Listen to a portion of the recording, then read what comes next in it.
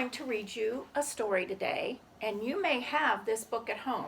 So if you do, pause this and go get it. It's called Everybody Needs a Rock.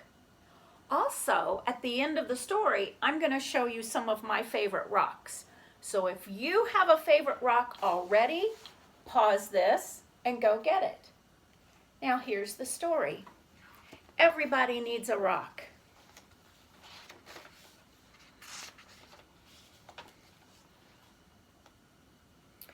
Everybody needs a rock. I'm sorry for kids who don't have a rock for a friend.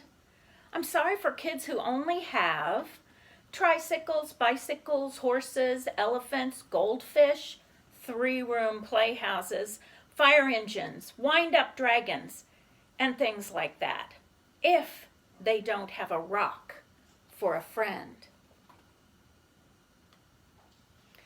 That's why I'm giving them my own 10 rules for finding a rock. Not just any rock, I mean a special rock that you find yourself and keep as long as you can, maybe forever. If somebody says, "What's so special about that rock?" don't even tell them. I don't. Nobody is supposed to know what's special about another person's rock. All right, here are the rules. Number 1, if you can go to a mountain made out of nothing but 100 million small, shiny, beautiful, roundish rocks, but if you can't, any place will do. Even an alley, even a sandy road. Rule number 2. When you're looking at rocks, don't let mothers or fathers or sisters or brothers or even best friends talk to you. You should choose a rock when everything is quiet. Don't let dogs bark at you or bees buzz at you. But if they do, don't worry. The worst thing you can do is go rock hunting when you're all worried. Rule number 3. Bend over. More. Even more. You may have to sit on the ground with your head almost touching the earth. You have to look a rock right in the eye.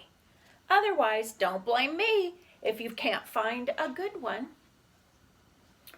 Rule number 4. Don't get a rock that is too big. You'll always be sorry. It won't fit in your hand right, or it won't fit your pocket. A rock as big as an apple is too big. A rock as big as a horse is much too big. Don't choose a rock that is too small. It will only be easy to lose, or a mouse might eat it, thinking that it is a seed. Believe me, that happened to a boy in the state of Arizona. Rule number 6. The size must be perfect. It has to feel easy in your hand when you close your fingers over it. It has to feel jumpy in your pocket when you run. Some people touch a rock 1,000 times a day. There aren't many things that feel as good as a rock if the rock is perfect. Rule number 7. Look for the perfect color. That could be a sort of pinkish gray with bits of silvery shine in it. Some rocks that look brown are really other colors. But you only see them when you squint and when the sun is right. Another way to see colors is to dip your rock in a clear mountain stream if one is passing by. Rule number 8. The shape of the rock is up to you. There's a girl in Alaska who only likes flat rocks. Don't ask me why. I like them lumpy. The thing to remember about shapes is this. Any rock looks good with 100 other rocks around it on a hill. But if your rock is going to be special, it should look good by itself in the bathtub. Rule number 9, always sniff a rock. Rocks have their own smells. Some kids can tell by sniffing whether a rock came from the middle of the earth or from an ocean or from a mountain where wind and sun touched it every day for 1,000,000 years. You'll find out that grown-ups can't tell these things.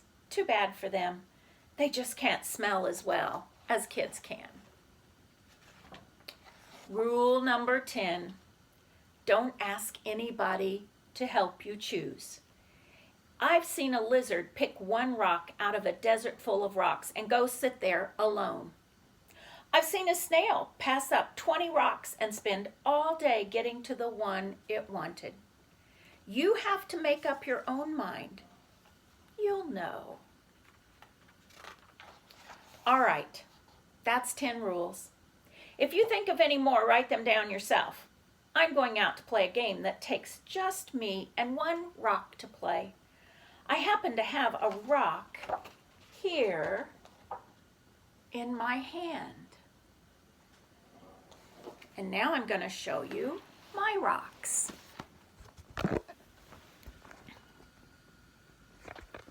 So first, there's this one that doesn't look so special, but I love to hold it and rub my thumb on it like that. And then there's this one that's called a crystal. And a crystal is formed over many